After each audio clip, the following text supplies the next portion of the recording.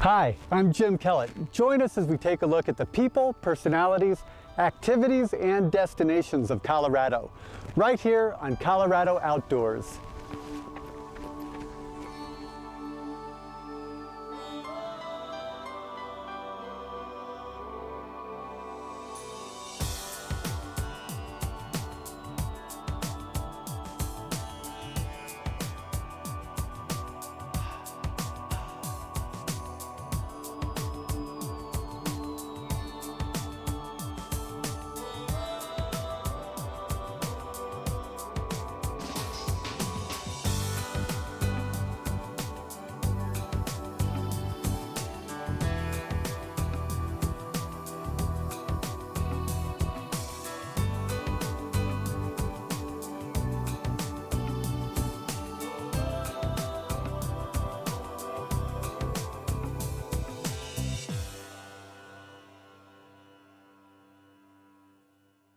In today's show, top-ranked ultra runner Diane Van Deren will share the story of the great strides required for her to become an ultra running competitor.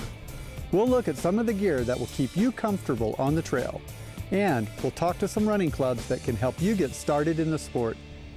The standard definition for ultra running is anything past the marathon. Many of the races are 50, even 100 miles long, and the racers don't stop. They run continually for hours, sometimes even days. Diane Van Deren is a resident of Douglas County, Colorado, and a top-ranked ultra runner competing in the world's hardest 100-mile races. In 2003, she was the women's overall winner of the San Diego 100-mile endurance event. At the Sistina, Alaska 100-mile race, she ran in temperatures 30 degrees below zero. She placed second in her age group at the Tour de Mont-Blanc, the longest and most difficult race in Europe, and took 8th place at the Hard Rock here in Colorado, considered to be the hardest 100-mile race in the world. Hard Rock 100 is known as the world's hardest ultra running race. It's 100 miles, and it's 100 miles through the San Juans.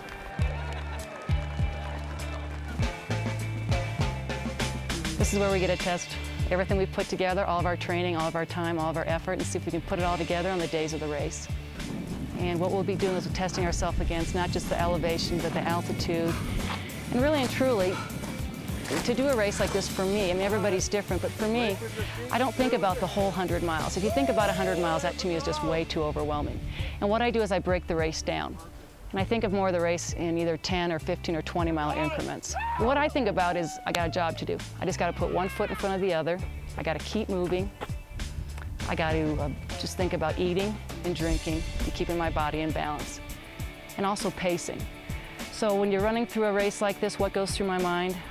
Once again, I think about each aid station. I break it up, and what am I going to do to get to that next aid station? What will I do after that? And so I just break it up into increments.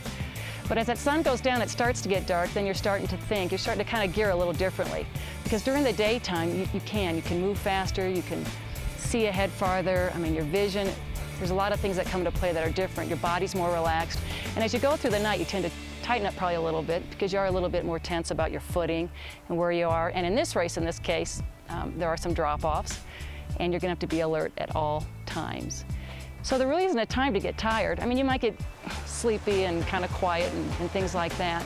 Going through the night, it's just a matter of you have to do it, and you just keep moving through it. The hardest part of a race, I don't know if hardest is really the word for it.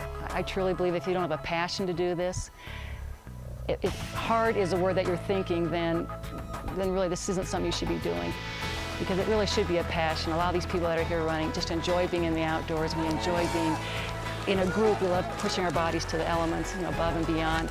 It's just if you've trained right come race day, you shouldn't have a hardest part. You should just getting through it will be a great challenge. How you feeling? Oh, I feel great.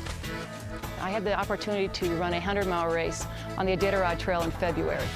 What I basically had to do is I had to pull a sled with 28 pounds of mandatory gear. North Face was wonderful enough to supply my shoes and my clothing and everything that I needed in order to compete in a race of that extreme of elements. It was 30 and 40 below.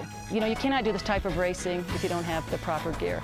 And if I don't have gear out there that doesn't work, you're not going to continue. You know, a race like this, people ask how much is physical and how much is mental. I truly feel that Races like this are more mental than physical. So I'd say mentally, you have to be more prepared.